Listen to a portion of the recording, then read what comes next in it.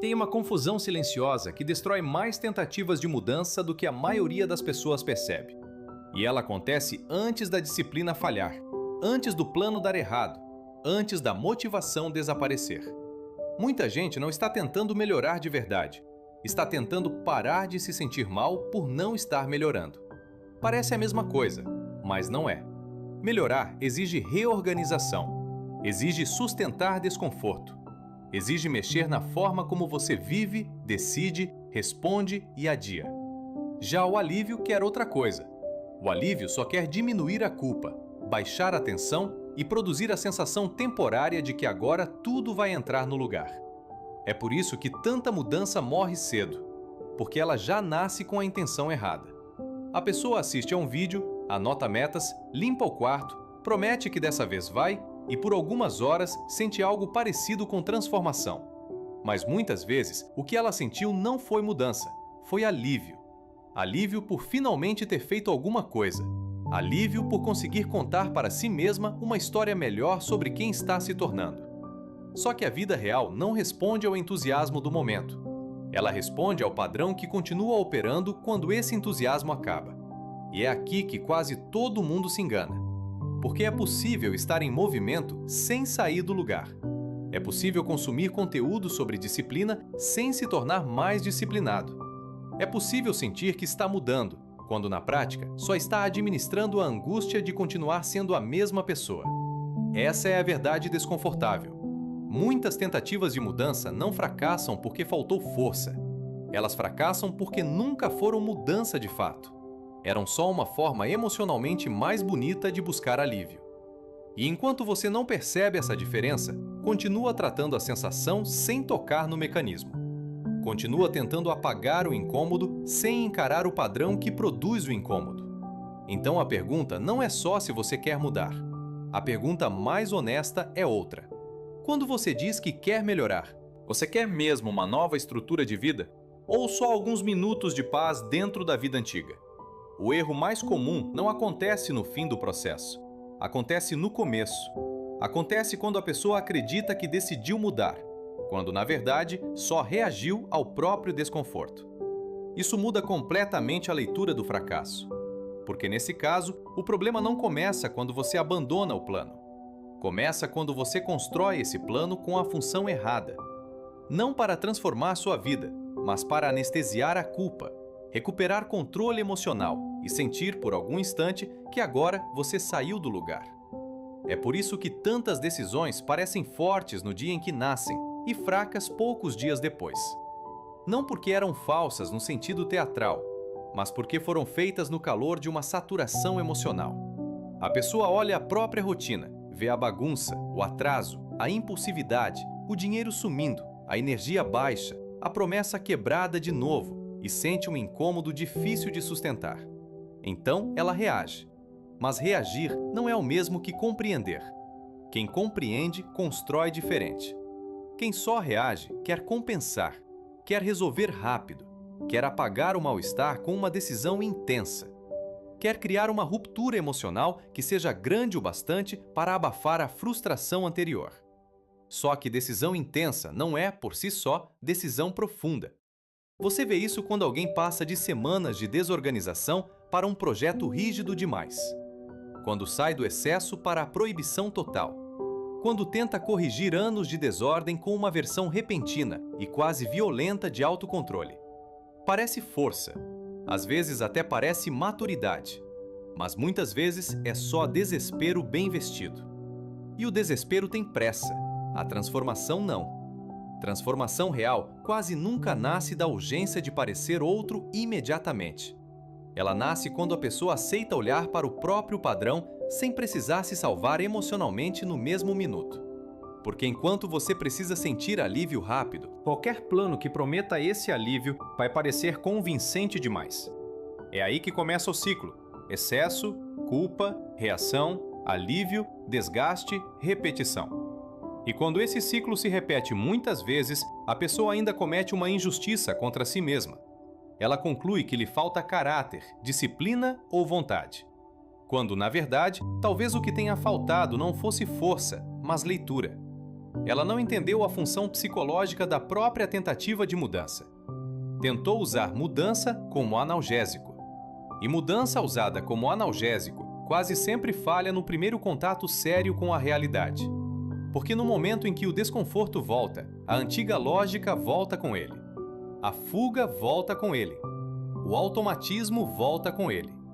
E aquilo que parecia começo de nova vida revela o que realmente era: só uma pausa emocional dentro do mesmo padrão. Por isso tanta gente acha que falhou no meio, quando na verdade já tinha começado do lugar errado. O problema é que o alívio sabe se disfarçar muito bem. Ele usa a linguagem da mudança, copia os gestos da mudança e até produz uma emoção parecida com a mudança. Por isso tanta gente se engana. Quando você faz uma promessa forte para si mesmo, sente um breve senso de controle.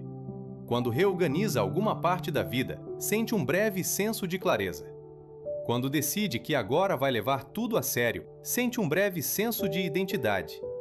E essas sensações são poderosas, porque elas dão a impressão de que alguma coisa essencial já aconteceu. Mas nem sempre aconteceu. Às vezes, o que mudou foi só o estado emocional de quem estava em crise. A pessoa estava angustiada, desorientada, frustrada. Então ela fez um movimento que reduziu essa angústia. E como a angústia diminuiu, ela interpreta isso como evolução. Esse é um dos enganos mais perigosos da vida prática. Achar que se sentir melhor sobre si mesmo é o mesmo que estar se tornando alguém melhor. Não é. Você pode se sentir no controle e continuar guiado pelos mesmos impulsos. Pode se sentir maduro e continuar fugindo dos mesmos enfrentamentos.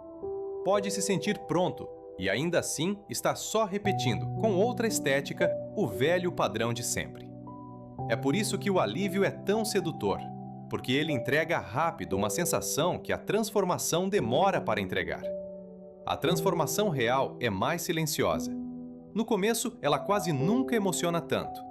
Ela não te dá imediatamente a imagem de uma nova versão sua. Ela só pede repetição, fricção, paciência e uma honestidade que machuca mais do que inspira. E é justamente aí que muita gente recua, porque a pessoa não queria, no fundo, sustentar o processo. Queria sentir que tinha saído do lugar. Queria uma prova emocional de que agora a vida entrou nos trilhos. Queria diminuir a vergonha, a culpa, a ansiedade de continuar atrasada em relação à própria imagem ideal. Se você chegou até aqui, talvez já tenha percebido o ponto central. Muita coisa que parece tentativa de mudança é só uma tentativa mais sofisticada de fugir do desconforto. E enquanto a função da sua mudança for essa, a sua mente vai escolher tudo que dá sensação rápida e evitar tudo que exige reconstrução lenta. Vai preferir o gesto bonito à prática estável. Vai preferir o começo empolgante à continuidade silenciosa. Vai preferir se reconhecer como alguém que quer mudar do que se tornar de fato alguém que mudou. O alívio imita a mudança, mas só a mudança aceita não parecer grandiosa no início. Melhorar de verdade quase nunca começa com uma sensação bonita. Começa com uma perda. A perda das desculpas mais confortáveis. A perda da fantasia de mudança rápida. A perda da esperança de que algum impulso forte vá resolver de uma vez aquilo que foi construído por repetição, fuga e adiamento. Por isso a transformação real é menos sedutora do que o alívio. O alívio te consola antes de te mudar. A transformação te muda antes de te consolar. E essa diferença é decisiva. Porque uma pessoa só começa a mudar de fato quando aceita uma coisa muito simples e muito difícil. A nova vida não vai ser sustentada pela emoção que começou o processo. Vai ser sustentada pela capacidade de continuar, mesmo quando já não parece inspirador, mesmo quando não parece grandioso, mesmo quando ninguém vê, mesmo quando você não consegue se admirar no espelho por estar tentando. É aí que quase tudo se decide. Não no entusiasmo do começo, mas no contato silencioso com a realidade. No dia comum, na tarefa repetida, no impulso interrompido, no dinheiro não gasto para compensar o vazio, na notificação que você não abre por reflexo, na conversa que você para de adiar, na disciplina que não parece heróica, só parece adulta. Talvez seja por isso que tanta gente prefira o alívio, porque o alívio preserva a autoimagem sem exigir reconstrução. Já a mudança exige que você abra mão, por um tempo, até da imagem bonita de si mesmo em progresso. Exige prática antes de recompensa. Exige estrutura antes de orgulho. E isso fere o ego de quem queria sentir evolução antes de construir evolução. Então a pergunta final não é se você está cansado da vida que tem. Muita gente está. A pergunta é mais dura. Você está disposto a abrir mão do alívio que protege seu padrão? Porque enquanto o alívio for mais importante do que a verdade, você pode até começar muitas vezes, mas continuará começando da forma errada.